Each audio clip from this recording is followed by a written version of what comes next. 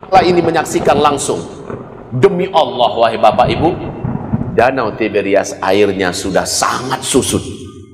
Mata air Zuhar sudah 3 tahun tidak mengeluarkan air satu tetes pun. Dan kebun kurma di Baisan sudah tidak lagi berbuah. Dan ini hadis Nabi yang mengerikan itu terjadi di zaman sekarang. Serentak ketiga tanda alam ini sudah menunjukkan tanda-tandanya. Maka dengan sangat yakin saya katakan kepada umat bahwa Dajjal telah lepas.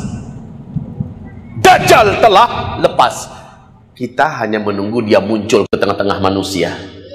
Nabi berkata, jarak Dajjal itu dilepaskan dari belenggunya dan dia muncul ke tengah-tengah kehidupan manusia hanya 40, kata Nabi. Di situ Nabi tidak merinci 40 jam, 40 hari, 40 minggu, 40 bulan, atau 40 tahun. Pokoknya ketika Dajjal dilepaskan dari belenggu-belenggunya dengan dia muncul ke tengah-tengah manusia ada jarak 40. Ya, sekali lagi tidak ada penjelasan dari hadis manapun dan tidak ada ulama yang berani memastikan 40 itu 40 jam, 40 hari, 40 minggu, 40 bulan atau 40 tahun. Yang penting tanda-tanda ini sudah terjadi seluruhnya. Maka Dajjal telah lepas sekarang, Pak. Jadi wahai Bapak Ibu, jangan Bapak Ibu heran, dunia kok makin lama makin kacau ya. Kehidupan makin lama kok makin berantakan. Keadaan makin lama makin tak baik. Betul Pak ya? Dalam segi apa saja, dalam segi kesehatan, seluruh dunia dalam keadaan amburadul, COVID-19 dan segala macamnya lah, berbagai macam penyakit menular menyebar di mana-mana. Kemudian bencana alam yang marak di mana-mana, kondisi suhu politik di seluruh dunia kacau balau, ancur carut marut di mana-mana, kezaliman merata di mana-mana sekarang ini ya. Dan kemudian kondisi ekonomi yang juga makin lama makin tidak bisa dikendalikan dan seterusnya. Sebentar lagi akan banyak kejadian lebih mengerikan. Bismillahirrahmanirrahim. Rindu surga. Allah satu-satunya, tidak ada sekutu baginya. Alhamdulillah bi ni'matihi tatimmus shalihah. Kemudian salawat dan juga salam untuk Habibillah Sayyidina Muhammad Rasulullah sallallahu alaihi wasallam. Bapak-bapak dan ibu-ibu, seluruh hamba-hamba Allah, seluruh nabi dan rasul yang diutus Allah ke muka bumi ini pasti memperingatkan kaum mereka tentang siapa Dajjal dan bahaya Dajjal. Setiap nabi, ratusan ribu jumlahnya nabi dan rasul Allah utus ke muka bumi ini pasti bercerita tentang Dajjal. Dan Nabi bersabda sallallahu alaihi wasallam dalam hadis sahih riwayat Imam Muslim, ma baina khalqi Adam ila qiyamis sa'ah fitnah akbar minad Dajjal. Sejak Adam Allah ciptakan sampai terjadi kiamat, tidak ada fitnah yang bisa mengalahkan lebih besar fitnah Dajjal. Tidak ada fitnah yang lebih berat daripada fitnah Dajjal. Tidak ada fitnah yang lebih hebat melebihi fitnahnya Dajjal. Di hadis yang lain Nabi bersabda, seandainya dikumpulkan semua bencana, petaka, fitnah yang ada di muka bumi ini, sejak Adam diciptakan sampai hari kiamat, disatukan semuanya, lalu diletakkan di satu timbangan fitnah-fitnah tersebut, lalu Dajjal muncul dengan membawa fitnahnya tersendiri, diadu mana yang lebih berat. Maka kata Rasulullah, lebih berat dan lebih hebat fitnah Dajjal dibandingkan seluruh fitnah yang pernah terjadi sejak Adam diciptakan sampai hari kiamat. Bayangkan betapa berbahayanya fitnah Dajjal ini. Sebab apa? Fitnah Dajjal ini akan mengantarkan manusia yang terfitnah masuk neraka jahanam, kekal di neraka jahanam selama-lamanya. Sebab Dajjal akan mengklaim dirinya lah Tuhan yang selama ini disembah. Hai orang-orang Kristen yang kalian sembah selama ini adalah saya. Hai orang-orang Islam yang kalian sembah selama ini adalah saya. Sekarang saya telah hadir sujud. Dan Dajjal mampu membuktikan apapun yang diminta oleh manusia. Kalau kamu memang Tuhan, sanggup gak kamu melakukan ini? Oke, kata Dajjal. Kalau saya lakukan, kamu beriman? Saya beriman. Maka Dajjal pun melakukannya. Ada yang masih belum beriman. Saya baru beriman kepada kamu apabila kamu bisa begini-begini. Dia pun melakukannya, maka orang ini pun beriman, murtad dia dan kafir kepada Allah, dia pun sujud kepada Dajjal. Apapun yang diminta manusia, Dajjal bisa melakukannya. Makanya kata Rasulullah, fitnah terberat di muka bumi adalah kemunculan Dajjal. Arti Dajjal itu apa? Dajjal itu artinya adalah sang maha pembohong, sang maha pendusta. Itu arti Dajjal. Bapak, Ibu yang kami muliakan, Dajjal, kata Rasulullah, adalah seorang lelaki dari keturunan Nabi Adam. Berarti Dajjal bukan simbol, Dajjal bukan sebuah negara, Dajjal bukan bisa diartikan dengan artian yang lain. Dajjal itu adalah seorang lelaki, tubuhnya sedikit lebih pendek daripada tubuh-tubuh kalian, tapi full daging, gompal dan kuat sekali. Bahu kanan dengan bahu kirinya saling berjauhan, dadanya lebar, dan itu sekel, full daging. Rambutnya keribu. Sementara di antara kedua alisnya hanya orang-orang beriman yang sanggup membaca, walaupun dia tidak pandai membaca, tapi Allah izinkan saat itu dia bisa melihat kafaro, kafir, di antara kedua alisnya. Kedua bola matanya menyembul keluar, jijik kita melihatnya. Kedua bola matanya menyembul keluar. Hanya bola mata yang sebelah kanan tertutupi oleh daging kening yang meleleh dan menutupi ini, sehingga tampak tonjolan itu seperti tonjolan jengkol ya, padahal ada biji di dalamnya, kan begitu kan? Menonjol sementara tertutupi oleh daging kening ini meleleh, dan ujung lelehan daging kening ini nempel di pipi bergelantungan seperti dahak atau seperti jengger ayam. Menjijikkan. Warna kulitnya gelap kata Rasulullah, coklat kehitam-hitaman, dan ada beberapa bercak merah di bawah kulitnya. Kedua kakinya ketika sedang berjalan, dua mata kakinya saling berjauhan, dua jempol kakinya saling berdekatan.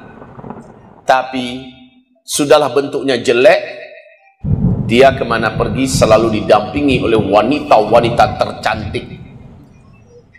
Dan dia bisa berpindah dari satu kota ke kota yang lain hanya hitungan detik tanpa alat.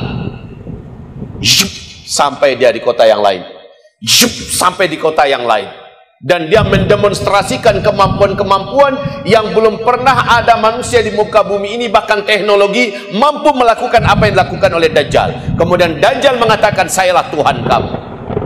Siapapun yang berjumpa dengan Dajjal pasti akan hilang iman di dadanya, dia kafir kepada Allah dan dia akan sujud menyembah Dajjal. Makanya Nabi mengharamkan, jangan kamu pernah bertemu dengan Dajjal, jangan kamu pernah berjumpa dengan Dajjal. Kalau kamu dengar Dajjal masuk kotamu, larilah dari Dajjal, sembunyilah kamu ke dalam rumah. Perintah Nabi adalah ke dalam rumah. Jangan lari dalam masjid, masuk ke dalam gua, tidak boleh. Masuknya ke dalam rumah, tutup pintu rumahmu kuat-kuat, tutup jendelamu rapat-rapat, baca surat Al-Kahfi dalam rumah, kata Rasulullah sallallahu alaihi wasallam. Adapun wanita-wanita kamu, pastikan mereka semua sudah di dalam rumah. Ikat tangan mereka, ikat kaki mereka, karena mereka yang paling lemah saat itu. Jadi yang wanita diperintahkan oleh Allah SWT, para wanita, mak-mak, anak-anak, istri-istri kita, menantu-menantu perempuan kita, saudari-saudari kita, nenek-nenek kita, masukkan ke dalam rumah, ikat tangan mereka, ikat kaki mereka. Selama Dajjal masih ada di negeri, di kota kita itu, jangan biarkan ada pintu yang terbuka. Jangan biarkan ada wanita yang lepas dari ikatannya. Baca surah Al-Kahfi di dalam rumah itu. Siapa yang melakukan itu dia selamat, yang tidak melakukan itu dia akan celaka. Ini perintah Rasulullah sallallahu alaihi wasallam. Dajjal ini memang satu orang, tetapi kemampuannya adalah seluruh setan dari bangsa jin di muka bumi ini tunduk kepada Dajjal. Bisa bayangkan kemampuan Dajjal? Setan seluruhnya satu bumi ini, mau setan di Eropa, setan di Afrika, setan di darat, setan di langit, semuanya tunduk pada perintah Dajjal. Padahal Dajjal ini adalah seorang manusia, satu orang saja, cuma seluruh kekuatan gaib tunduk pada Dajjal. Saya rasa Bapak Ibu sudah bisa membayangkan kesaktian apa yang diberikan oleh Allah kepada Dajjal. Nabi berkata, tidak akan ada seorang pun di antara kamu sanggup melawan Dajjal. Takkan ada. Nanti akan ada seorang lelaki yang merasa sangat percaya diri, imannya sudah sangat kuat, tidak mungkin dia akan murtad bila dia berjumpa dengan Dajjal. Saat Dajjal masuk ke kotanya, dia ingin berdebat dan menantang Dajjal. Laki-laki ini pun keluar. Tapi ketika dia melihat Dajjal, Dajjal melihatnya. Fitnah yang ada pada Dajjal, kekuatan yang ada pada Dajjal, menyebabkan iman di dalam dadanya keluar dari dadanya, dari hatinya. Dia pun kafir kepada Allah, dia pun sujud menyembah Dajjal. Padahal tadi dia merasa imannya sangat kuat. Walaupun Dajjal sudah keluar meninggalkan kotanya, dia akan tetap kafir kepada Allah sampai dia mati. Maka dia menjadi ahli neraka jahanam, kekal di dalamnya selama-lamanya. Makanya Nabi mengharamkan, jangan kamu jumpa dengan Dajjal. Dan apa kata Rasulullah? Kalau saya hidup saat Dajjal itu keluar, saya yang akan langsung menghadapi Dajjal demi melindungi kalian. Tapi ketika Dajjal muncul sampai ke kota kamu, saya sudah meninggal, saya sudah tidak ada. Setiap kamu harus melindungi dirinya masing-masing. Begitu Bapak Ibu. Hadis tentang Dajjal ini sampai ke tingkat mutawatir. Apa mutawatir? Di atas sahih. Kita selama ini dengar kalau hadis sahih berarti sudah kuat. Sementara hadis mutawatir di atas sahih. Ijma' para ulama ahlus sunnah wal jamaah mengatakan hadis tentang Dajjal mutawatir. Ijma' seluruh para ulama ahlus sunnah wal jamaah. Mengingkari kehadiran dan kedatangan Dajjal, kafir dia kepada Allah, batal syahadatnya, gugur imannya, walaupun dia masih sholat tidak diterima oleh Allah, dan dia akan kekal di neraka. Kalau ada yang menolak kemunculan Dajjal, oke, berarti kedatangan Dajjal wajib diimani. Nah, bapak-bapak, ibu-ibu yang kami muliakan, kalau kita sudah tahu, kita ingin merinci sedikit. Apa sih kemampuan Dajjal? Kemampuan Dajjal, seperti yang saya katakan tadi, karena dia didukung oleh setan-setan dari bangsa gaib, setan-setan dari bangsa jin, maka Dajjal melakukan berbagai macam sihir yang mengerikan. Hebatnya adalah Dajjal mampu mengendalikan langit. Dalam artian, bumi sudah lama tidak disembur oleh hujan. Menjelang Dajjal keluar, sudah lama tidak disirami hujan. Bumi ini panas. Tanam-tanaman di mana banyak-banyak yang mati. Hewan ternak banyak yang mati. Orang-orang kelaparan. Dajjal datang membawa gunungan makanan. Yang beriman kepada saya, silahkan saya bawa makanan, kalian perlu berapa ambil. Dan orang ketika lapar, mereka mau mengorbankan apapun demi bisa dapat makan. Betul Pak? Sementara Dajjal datang membawa gunungan makanan. Entah dari mana dia dapat makanan itu. Dan dia tawarkan kepada orang-orang yang beriman kepadanya dan mau sujud kepadanya, ambil makanan itu. Dan Dajjal dari tangan kanannya mengeluarkan api yang sangat besar bagikan hutan yang terbakar. Lalu dari tangan kirinya dia mengeluarkan air yang sangat banyak dan bening, air yang sejuk dan bisa mengisi sungai-sungai. Lalu apa katanya? Yang beriman kepada saya, silahkan minumlah air yang keluar dari tangan saya. Yang tidak beriman, masuklah ke dalam api neraka saya. Saya adalah Tuhan. Sementara banyak manusia, kata Rasulullah, 2/3 manusia di bumi ini akan beriman kepada Dajjal. 2/3 jumlah manusia yang ada di bumi beriman kepada Dajjal. Tak terkira banyaknya itu. Adapun umatku, orang-orang yang malas ngaji, orang-orang yang rajin dosa maksiat, orang-orang yang jauh dari masjid, orang-orang yang anti ulama, orang-orang munafik, umatku yang suka buat dosa-dosa, mereka jumlahnya sepertiga nanti akan kafir kepada Allah, beriman kepada Dajjal. Sepertiga umat Nabi Muhammad kafir, dan yang paling banyak kafir dan murtad dari umatku adalah kaum wanita, kata Rasulullah sallallahu alaihi wasallam. Bapak Ibu yang kami muliakan, sudah dapat gambaran tentang Dajjal? Dajjal bukan sebuah sistem, bukan sebuah negara, bukan teknologi, bukan pula PBB. Ada yang mengatakan PBB adalah Dajjal yang dimaksud oleh Nabi. Nah, bukan. Dajjal adalah seorang manusia, dan dia betul-betul diberi oleh Allah izin untuk memiliki kekuatan yang tak terbatas. Untuk takaran ukuran manusia ya. Siapa yang bisa mengalahkan Dajjal? Nanti kita sebutkan. Hanya satu orang dalam hidup ini, di bumi ini, yang Allah izinkan sanggup membunuh Dajjal. Selainnya tidak bisa. Pernah Umar bin Khattab.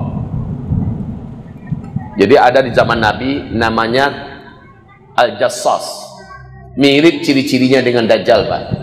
Dan Al-Jassas ini tidak ada satupun yang bisa menangkapnya. Dia bisa berkelebat dari satu hutan kepada hutan yang lain dengan hitungan detik, Pak. Ini Al-Jassas. Al-Jassas ini oleh Umar bin Khattab diyakini adalah Dajjal yang dimaksud. Suatu ketika Umar bin Khattab sedang bincang-bincang dengan Nabi, tiba-tiba mereka berdua merasa dan melihat ada Al-Jassas di balik batang pohon kurma, sedang mengintai ke arah Rasul dan Umar. Lalu berkelebat ke batang pohon yang lain, bersembunyi di balik batang pohon, melihat ke arah Rasul dan Umar. Kayak Tom and Jerry begitu, Pak. Umar langsung menghunus pedangnya dan minta izin pada Rasulullah. Ya Rasulullah, izinkan saya. Mau ngapain kamu, kata Rasulullah? Itu adalah Dajjal. Saya akan bunuh dia dengan pedang saya. Rasulullah menahan. Hai Umar, kalau itu benar-benar adalah Dajjal, tidak ada yang mampu mengalahkan Dajjal. Kamu bukan tandingannya. Dia bukan lawanmu. Bukan kamu yang sanggup mengalahkan Dajjal. Dan kalau itu ternyata bukan Dajjal, kamu bunuh dia. Apa guna kamu membunuh orang yang tanpa alasan yang hak kamu bunuh dia? Jadi Rasul katakan, bukan Umar bin Khattab lawannya Dajjal. Dajjal itu tidak akan bisa dikalahkan oleh siapapun kecuali hanya oleh satu orang saja. Siapa satu orang itu? Nabi yang ke-24 yang Allah naikkan ke langit dengan jasad dan ruhnya dan diturunkan di akhir zaman. Siapa nama nabinya? Nabi Isa alaihi salam. Hanya ini yang akan mampu membunuh Dajjal. Nah, sekarang pertanyaannya, di mana Dajjal sekarang? Jawabannya, entahlah. Allahu a'lam. Hanya Allah yang tahu. Tapi di masa Nabi Muhammad hidup dulu, ternyata Dajjal ditemukan oleh Tamim Ad-Dari. Dalam sebuah hadis sahih riwayat Imam Muslim, Tamim Ad-Dari ini seorang kapten kapal. Di sebuah perjalanan beliau dengan awak kapalnya sejumlah 20 orang, Tamim Ad-Dari ini kapalnya diombang-ambing oleh ombak laut yang tinggi. Langit gelap gulita tebal oleh awan dan petir menyambar-nyambar. Angin begitu kencang hampir saja menenggelamkan mereka. Ombak setinggi-tinggi bukit. Sementara hujan lebat. Mengerikan suasana. Kami kehilangan kendali terhadap kapal kami. Lalu kami tersangkut di sebuah daratan pulau di tengah laut Yaman. Kami tunggu malam menyingkir, matahari pun terbit. Lalu kami turun dari kapal dan kami masuk ke dalam pulau itu. Kami berjumpa dengan seekor binatang yang sangat tinggi dan besar, berkaki 4, berbulu sangat tebal dan gelap, hitam. Saking tebal bulunya kami tak mampu membedakan mana kepala dan mana bagian pantatnya.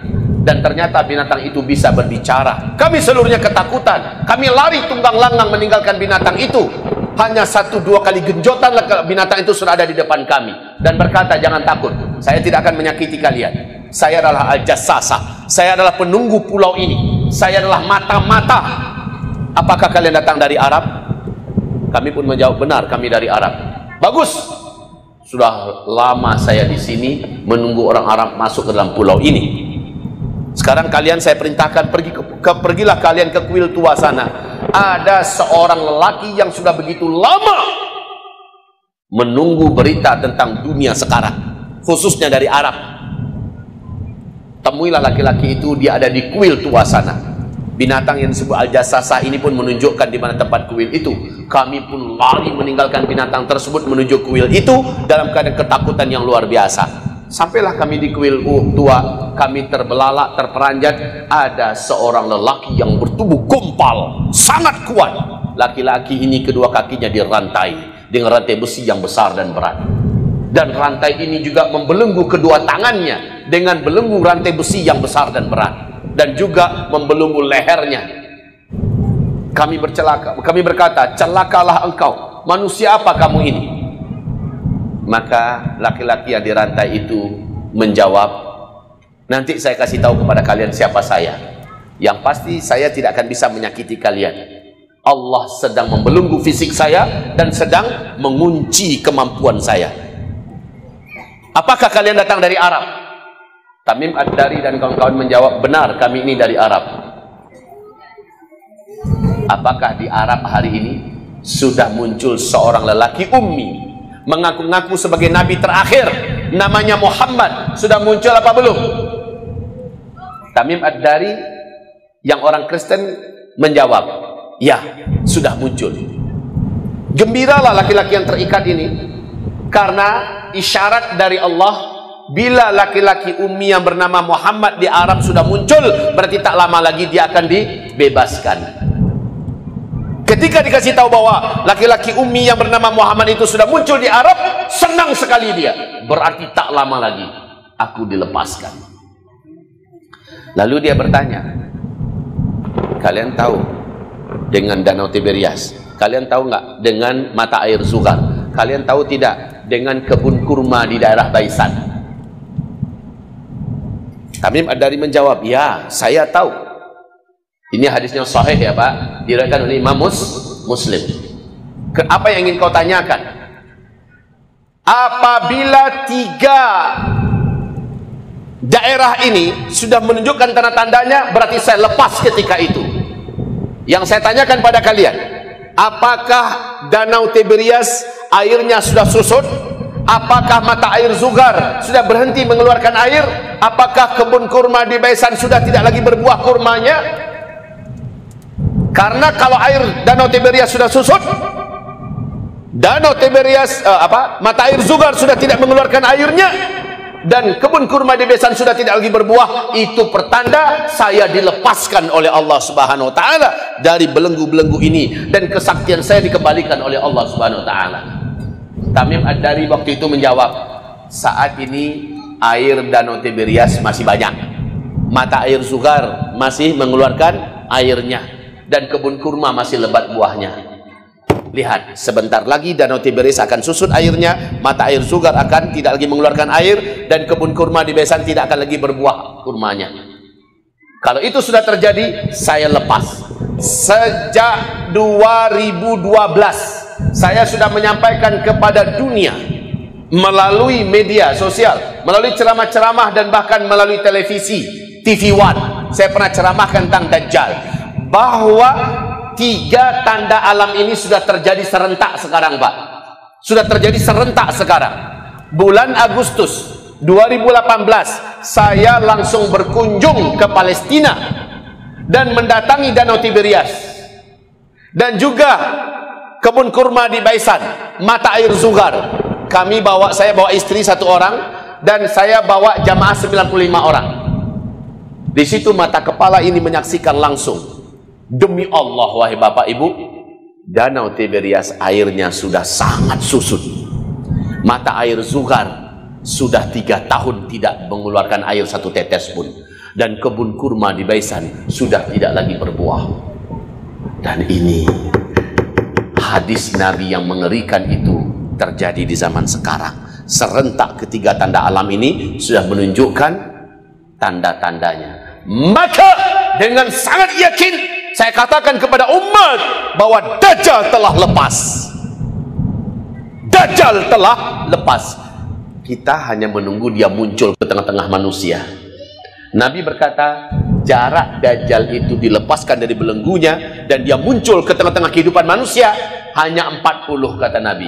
Di situ Nabi tidak merinci 40 jam, 40 hari, 40 minggu, 40 bulan atau 40 tahun. Pokoknya ketika Dajjal dilepaskan dari belenggu-belenggunya dengan dia muncul ke tengah-tengah manusia ada jarak 40. Ya, sekali lagi tidak ada penjelasan dari hadis manapun dan tidak ada ulama yang berani memastikan 40 itu 40 jam, 40 hari, 40 minggu, 40 bulan atau 40 tahun.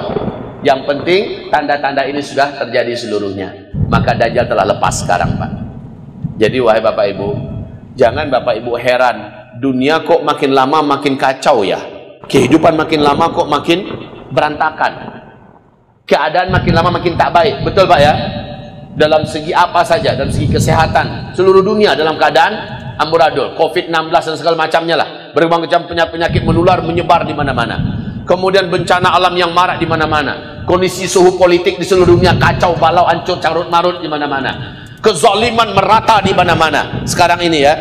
Dan kemudian kondisi ekonomi yang juga makin lama makin tidak bisa dikendalikan dan seterusnya. Sebentar lagi akan banyak kejadian lebih mengerikan. Ini pertanda Dajjal sudah dekat untuk muncul ke tengah-tengah manusia. Wahai Bapak Ibu, tanda-tanda kemunculan Dajjal ini sudah lengkap. Bismillahirrahmanirrahim. Rindu surga.